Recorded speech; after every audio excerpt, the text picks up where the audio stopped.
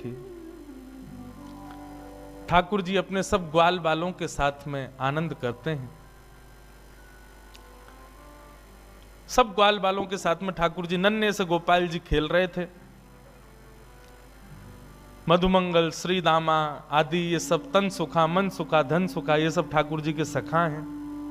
बहुत ध्यान से सुनो।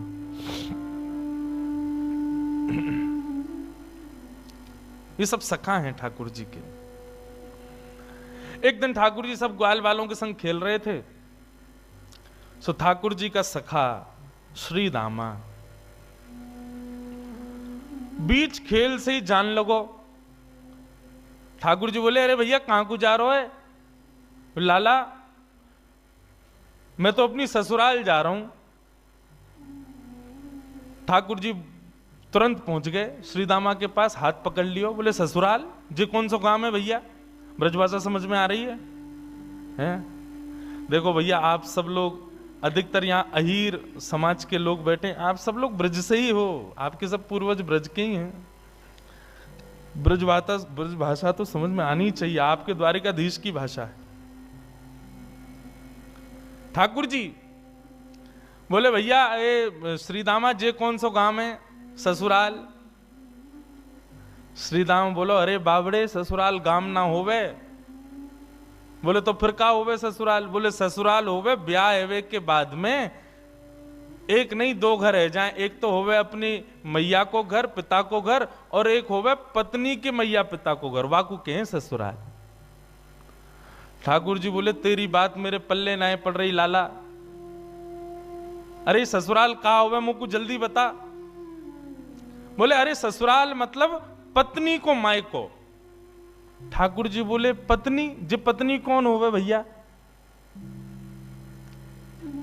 श्रीदामा समझा रो है, अरे लाला तू तो बड़ो भोरो है, नेक बड़ो है जाएगो तो तेरो ब्याह है जाएगो, तेरी पत्नी आ जाएगी। ठाकुर जी बोले, मेरी पत्नी आवेगी? बोले, हम बे। तो फिर मेरो ससुराल कहां है? श्रीदामा बोला, मो का पता तेरो ससुराल कहां है? जब ब्याह होगा तब पता चलेगी तेरो ससुराल कहां है।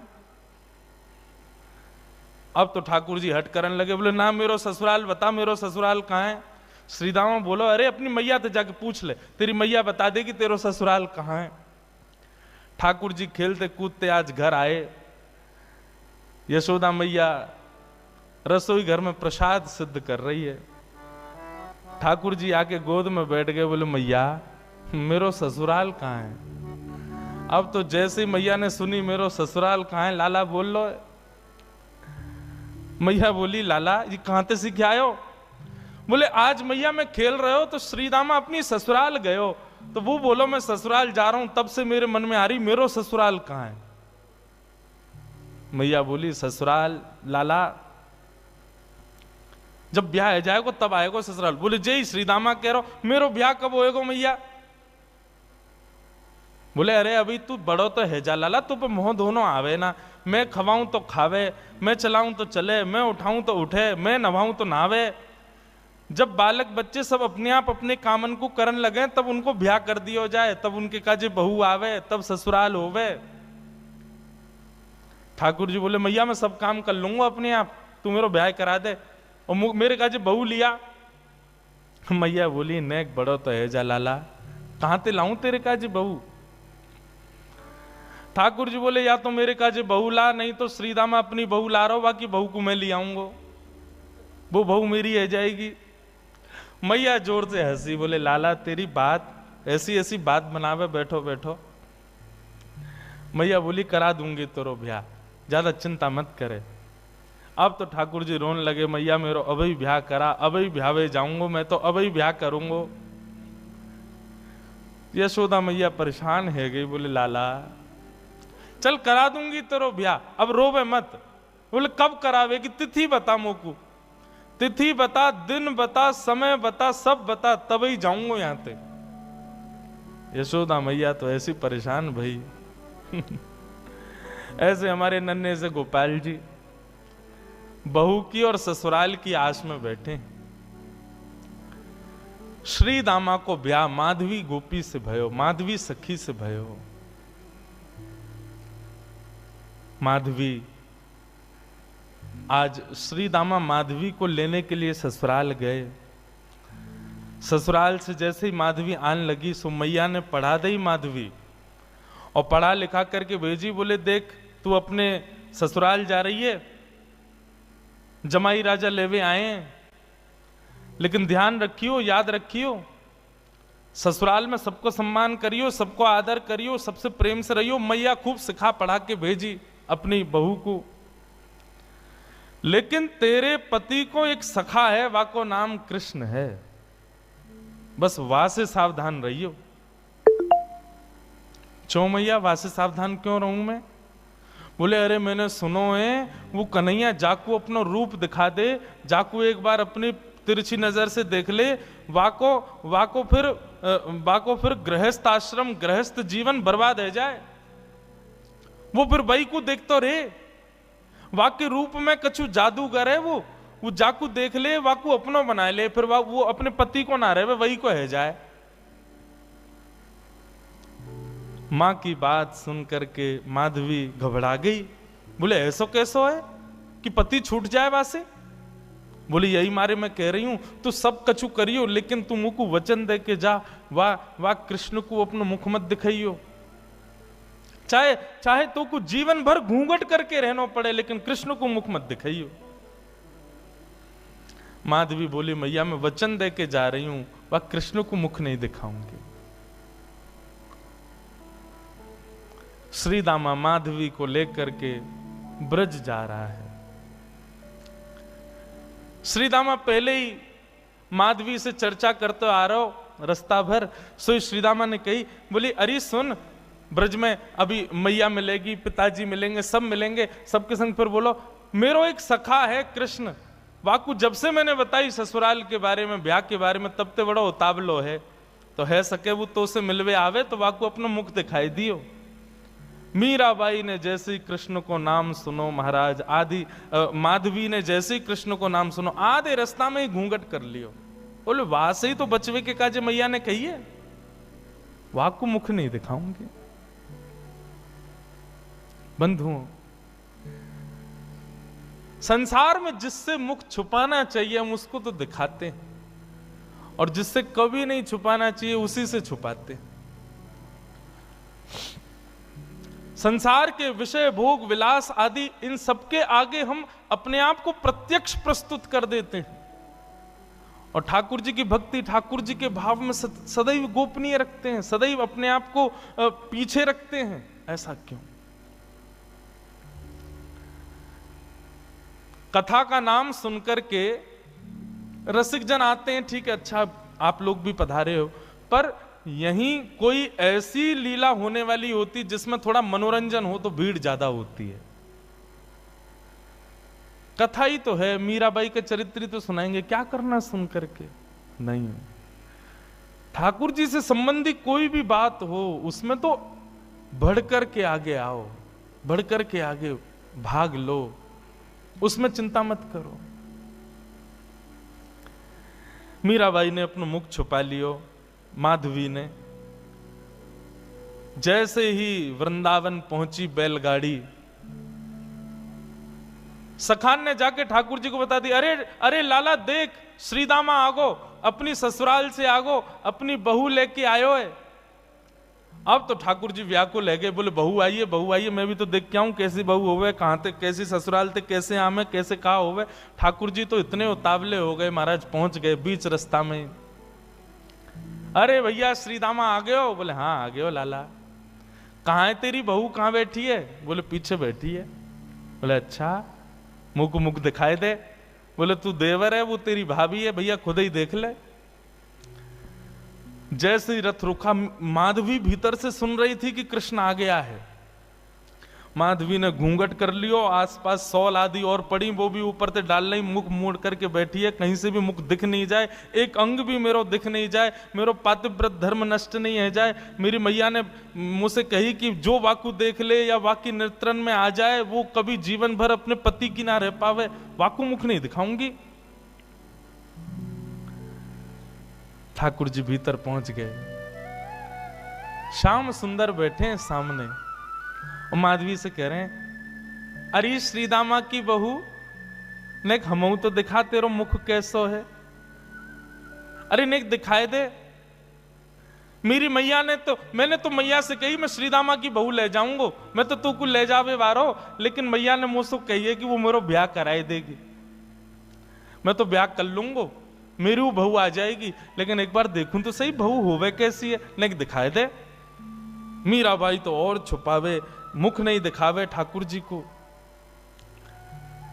ठाकुर जी कभी पाम पकड़े सो इधर को है जाए, नेक ठाकुर जी बगल में आमे सो इधर को भाग जाए।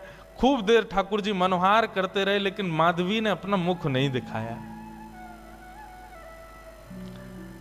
थोड़ी बहुत देर तो ठाकुर जी मनोहार करते रहे। जब माधवी ने मुख नहीं दिखाया सो ठाकुर जी बोले, देख तू मोसों अपनो मुख छुपाए रही है, तो है ना पतो मेरो मुख देखवे के काजे सब तरस हैं, सब तड़फ हैं। बड़े बड़े ऋषि महात्मा ज्ञानी हिमालय पर जाकर के तपस्या करें तब जाके मेरो मुख दिखे, और तेरे सामने प्रत्यक्ष बैठा हूं, हाथ जोड़ रहा हूं, पाम पर रहा हूं, तब वो अपना मुख नहीं दिखा रही है। जा तड़पेगी तू मुंह को देखवे के काजे, तरसेगी, व्याकुल रहेगी जीवन भर। माधवी ने मानो ऐसा इशारा किया कि मोह देखवे की जरूरत ना है, मोह तड़पवे की जरूरत ना है, चले जाओ यहां से। ठाकुर जी निकल के बाहर आए, बोले अरे श्रीदामा मोह तो लगे तेरी बहू भेड़ी दिखे, बाकी आंख कमजोर, बाकी एक आंख ते काणी है। श्रीदामा बोलो नहीं तो। बोले तो नाक टेढ़ी है, बोले नहीं तो। बोले होठ कटे हुए हैं, बोले नहीं तो। बोले दिखाई ना रही, ऐसे मुंह छुपा रही है जैसे कितनी कुरूपणी है। कोई बात ना श्रीदामा, मेरी बहू आवेगी, मैं तो को नहीं दिखाऊंगा, ले जा अपनी बहू है। माधवी चली गई, अपने घर आ गई। लेकिन बंधुओं, गोविंद दामोदर स्तोत्र में कहते हैं ना, ग्रहे ग्रहे गोप वधू कदम्बा सर्वे मिलित्वा समवाप्य योग्यम पुण्यानि नामानि पठन्ति नित्यम गोविंद दामोदर माधवेति। ब्रज में तो और कुछ होता ही नहीं है, हर घर में केवल कृष्ण की चर्चा चलती रहती है। सुबह उठने से लेकर रात्रि सोने तक केवल कृष्ण कृष्ण कृष्ण। कृष्ण ने ऐसो कियो, कन्हैया ने ऐसो कियो, अरे आज तो नंद को लाला वहां घूम रहे हो, अरे आज तो नंद को लाला वहां डोल रहे हो, सब जगह यही चर्चा। अब माधवी सोचे इन पे और कोई बात ही नहीं है, अगल बगल की सब गोपियां, पूरे घर गृहस्थी की कोई बातचीत नहीं, बस पूरे दिन वो नंद को लाला ऐसो करे, नंद को छुरा ने आज तो ऐसो कियो, अरे आज तो माने ऐसो कियो, पूरे दिन वही की चर्चा। अब माधवी कहे किससे, अपनी सास से कहे, अगल बगल की गोपियों से कहे, बोले तुम लोगन पे और कोई बात ना है, कभी बैठ जाओ, कहीं चले जाओ, 24 घंटा या कृष्ण कृष्ण कृष्ण कृष्ण वही की चर्चा करते रहो। और भी तो कई बातें गृह गृहस्थी की कर लो भैया, ये 24 घंटा कन्हैया। एक गोपी बोली, अरे ये नई नई आई है का अभी ब्रज में? बोले हम बे अभी नहीं आई है। वो कितने दिन आए गए? बोले 3 दिन है गए। वो 3 दिन है गए, एरी गोपी एरी माधवी तेने कन्हैया देखो अभी तक, या कन्हैया की दृष्टि पड़ी तो पे? माधवी बोली मैं नहीं दिखाऊंगी वाकू अपना मुख, मेरी मैया ने मनाई करके भेजो है कि वाकू मुख दिखावे से यही स्थिति है जाए जो तुम लोगन की, अपनी पति की चर्चा नहीं करो, वह नेक से कन्हैया की चर्चा कर रही हो, मैं तो ना दिखाऊंगी वाकू मुख। गोपियां सब बोली यही मारे तेरे मुख से वाक्य काजे ऐसे दुर्वचन निकलने, अभी तेने वाको मुख देखो ना है, अभी तेने वाको रूप देखो ना है, यही मारे ऐसे बोल रही है। अरे जाद ना वो छवि दिख जाएगी ना, जाद ना वो मोहनी मूरत सांवनी सूरत तेरे चित्त में बस जाएगी ना माधवी, तू भी हमारी तरह वही की चर्चा करेगी। माधवी मन में सोचती भी है, ऐसा कहा है वाक्य रूप में जो और कोई चर्चा ना आवे चित्त में।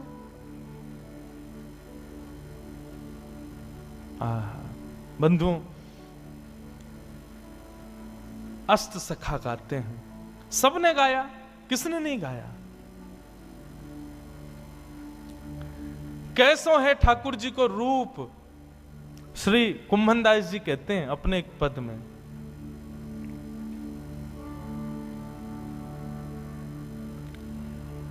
नैना पलक लागे नहीं रूप देखे।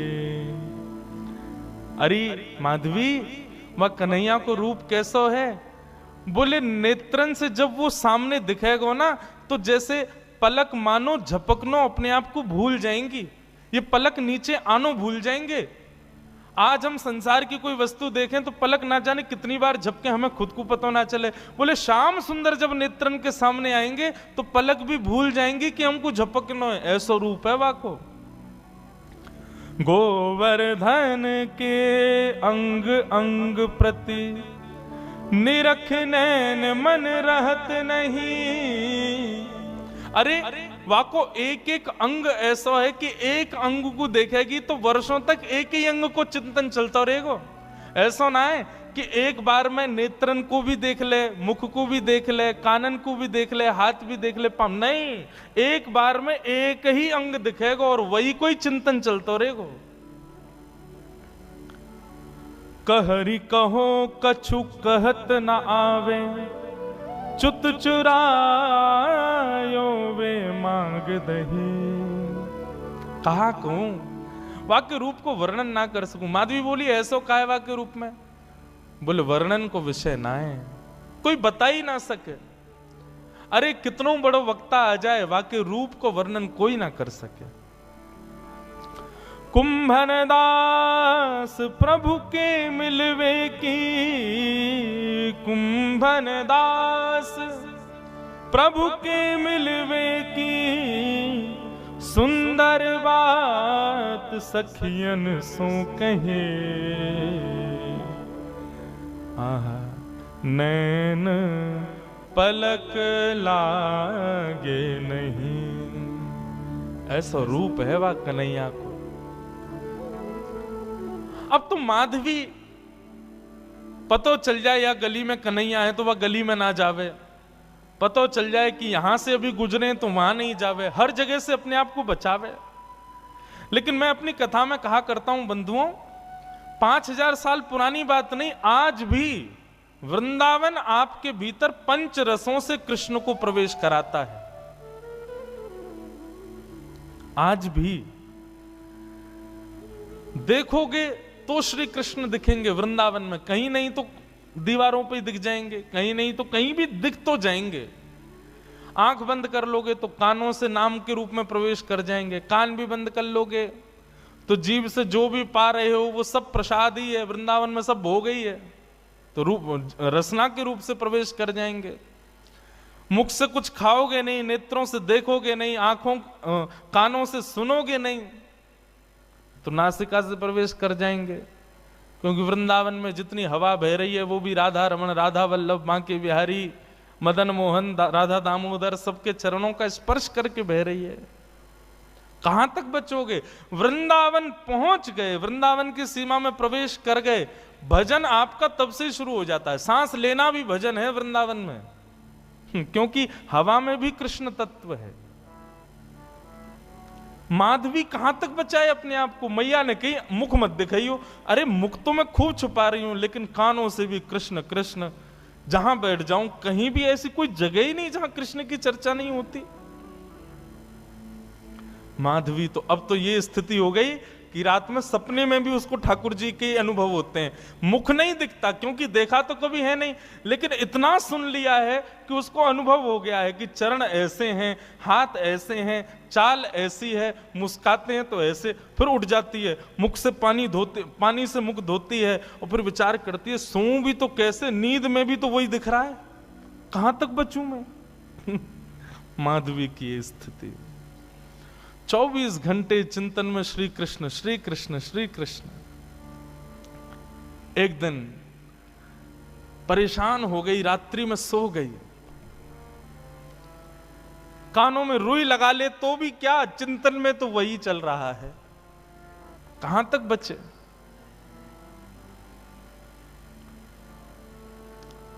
रात्रि में सोई थी, आज मानो मीराबाई को ऐसा लगा कि सुबह हो गई है,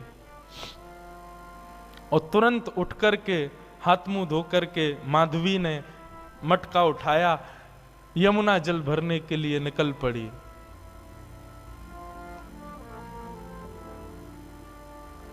उसको लगा समय हो गया है यमुना जल भरने का। सब गोपियां साथ में जाती थीं यमुना जल भरने के लिए, लेकिन मीरा आज माधवी समय से पहले ही उठ करके चली गई। उसको लगा कि समय हो गया है, और पहुंच गई यमुना के तट पर। तट पर जाकर के देखा अभी तक कोई भी नहीं, अकेली में, बाकी सब कहां चली गई? हो सकता है मुझे विलंब हो गया हो, या मन में भाव आया मैं जल्दी आ गई हूं तो कोई बात नहीं, भर लेती हूं, आई गई हूं तो। अकेली है यमुना के तट पर माधवी। जैसे ही यमुना जल भरने लगी मटके में,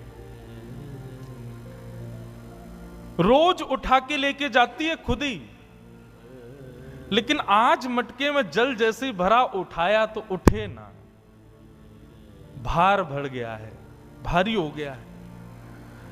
अब तो लगी है उसको उठाने में, कभी खूब प्रयास करती है, खींचती है, आसपास देखती है कोई आ जाए, कोई आके उठवा दे।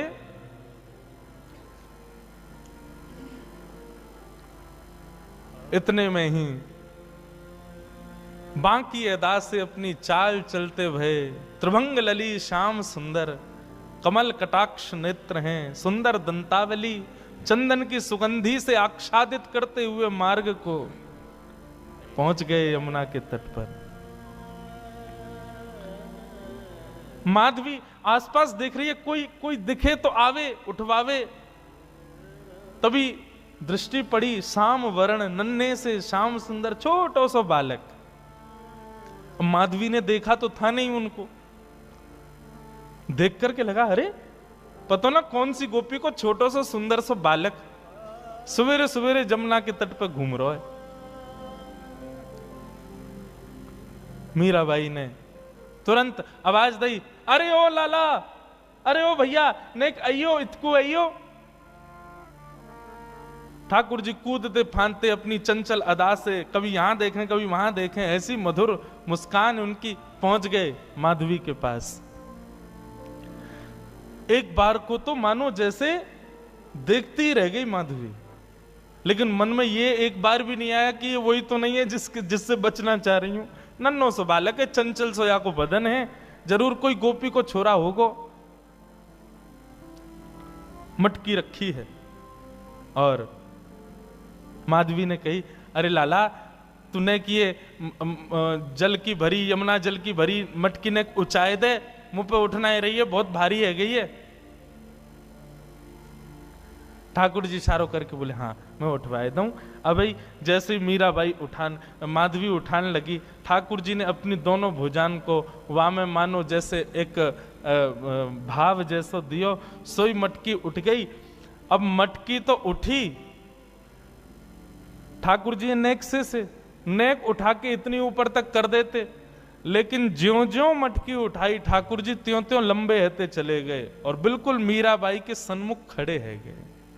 ऊंचाई करके जैसे ही मटकी शीश पे धारण कराई, शीश पे मटकी धारण करते ही माधवी ने अपने नेत्रन से सामने देखो, और जैसे ही सामने देखा, आहा, वरहा पीडम नटवर वपुः कर्णयो कर्णकारम, विभ्रदवासः कनक कपिसं वै जयंतीं चमालां, रंध्रान वेणु वधर सुधया पूरयन गोप वृंदै वृंदारण्यम, स्वपद रमणम प्राविशद गीत कीर्ति। दोनों भुजा से मटकी पकड़ रखी है, नेत्रों से सामने श्याम सुंदर को देख रही है, मुख खुला हुआ है, प्रश्वेत के बिंदु माथे से नीचे गिर रहे हैं, और अचेत अवस्था में मीराबाई उनके रूप को देख रही है, माधवी उनके रूप को देख रही है।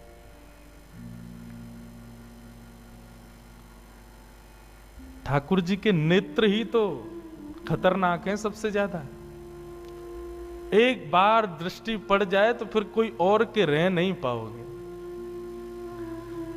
मेरे मन में बंधुओं आता है कि हम ठाकुर जी के दर्शन करके पुनः सहज इसलिए हो जाते हैं क्योंकि हमने उनको देखा, उन्होंने अभी हमको नहीं देखा।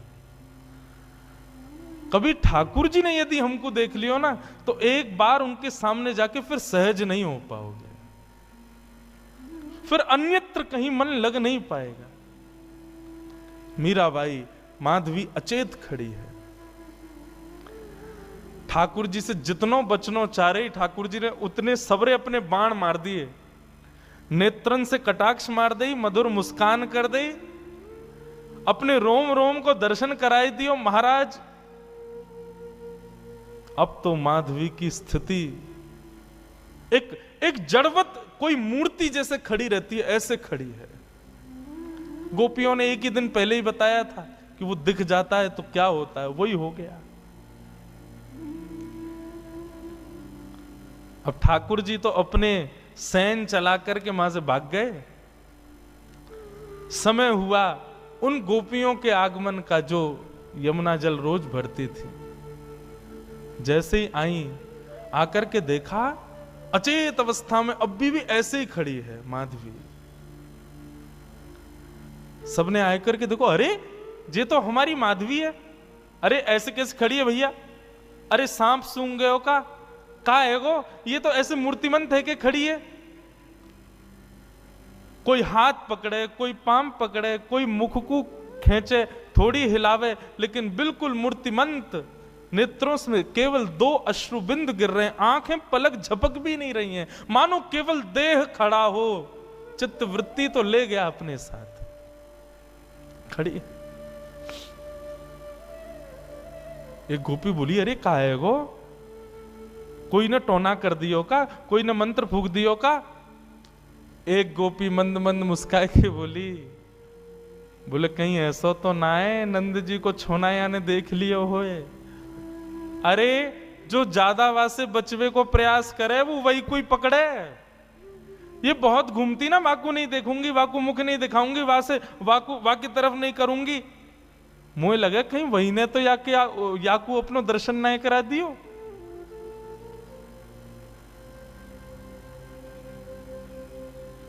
एक गोपी यमुना जल भर के लाई और जल का छिड़काव, खड़ी हुई है मीराबाई, ऐसा नहीं अचेत पड़ी है, सांस भी चल रही है, नेत्र भी खुले, बिल्कुल सचेत है, बस मूर्तिमंत है।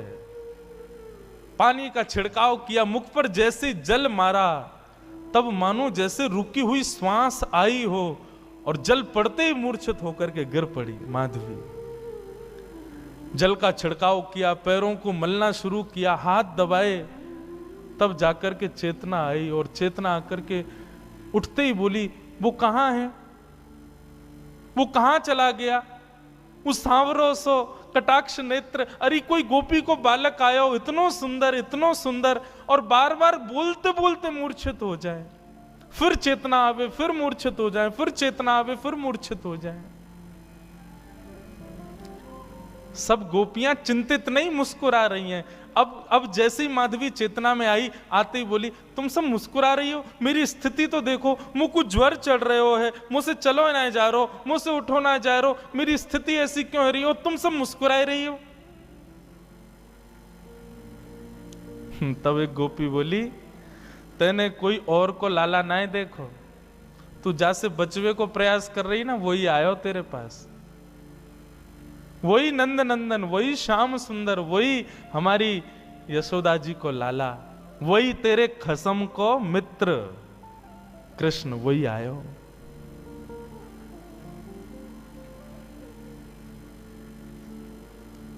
मीराबाई, माधवी अब तो बेचैन हो गई, मैं कहा करूं, कहां जाऊं, मुझको घबराहट है रही है, मुंह से उठो ना जा रहा, मुंह से चलो ना जा रहा, मैं बोल भी ना पा रही, बार बार अचेतना है रही है, कछु करो ना।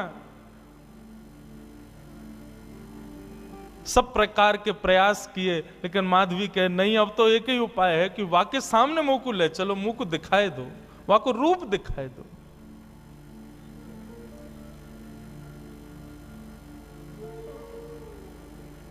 बंधुओं, कृष्णदास जी सही कहते हैं।